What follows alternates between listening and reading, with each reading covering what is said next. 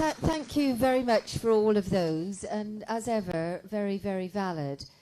I don't want to repeat what I've already said, and you know, it is really... Yeah.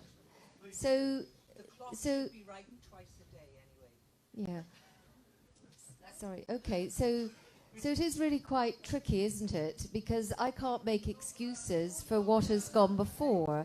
And what I'm saying to you is that we're trying to find a way of moving things forward. You know, whether we like it or not, we are where we are. And I'm being pretty brutally honest with you because in the past, people haven't been honest about what the situation is. So I'm being pretty brutally honest with you about what the situation is. And the fact that, you know, there hasn't been enough done in the past about recruitment. I've talked to you about how we're trying to put that right now. But in the meantime, whether we like it or not, we've got a service that we're running which is risky. It's risky for us and it's risky for you. So somehow we've got to find a solution that puts that right. And, you know, there's no point in just, you know, shouting at us. We've got to find a way of constructively putting it right. We're here, somebody talked about listening to people and engaging with the staff and the communities. One of the reasons that we've chosen to do this in the way that we have, which is having the conversations before we've put something together, is just so we can hear what you guys are saying, to understand what's really important to you and what level of risk and what sorts of things you will accept and not accept.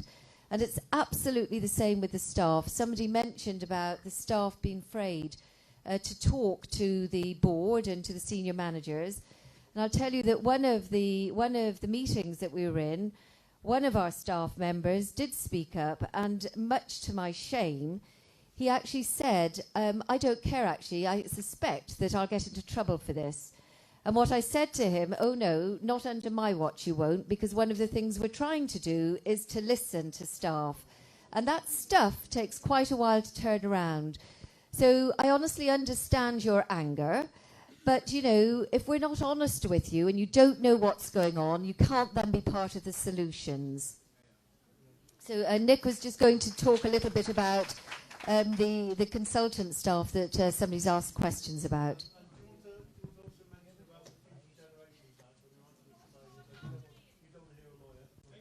No, that's okay. Can you hear me? So just to pick up on those questions. So the consultant-led service we accept. When I was an SHO working in A&E 30-something years ago, there was only one consultant. Times have changed, and sadly, for our current recruitment problems, but rightly to ensure safety, we now need much more specialised doctors to be able to offer the complexity of care that we should be offering you and you're describing day in, day out. So the world has changed. In terms of attracting doctors, a couple of people have talked about incentives. I don't believe that throwing money at doctors actually works. What does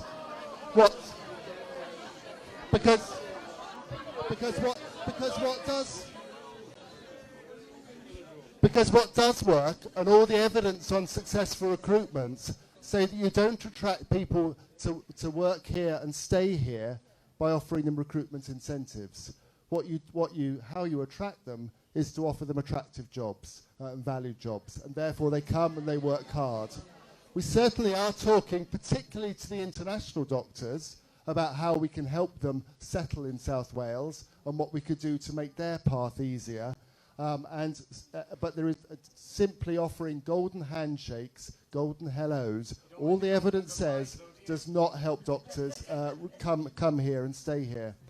In terms of that adequacy, of care, for me, a vital part of that adequacy has to be safety.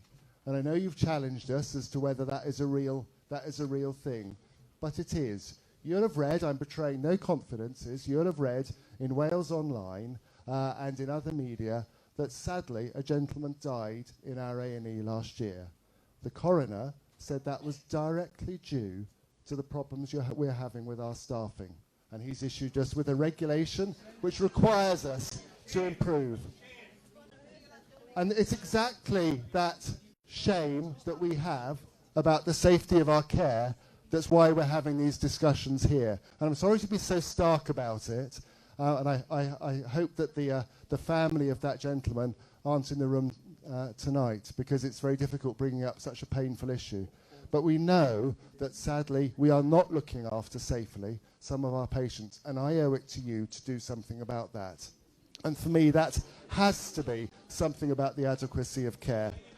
The last point I picked up from those questions was about no access to the car ownership and the access to public transport and things. And that is very important, and clearly that is something that we're including in our modelling. So I accept, and I think we agree on a lot of what you're saying, but actually my duty as a medical director is to ensure that when you come to our accident and emergency department, it's safe. And I couldn't live with myself if that wasn't so. We've got a lot of people want to make their contributions still.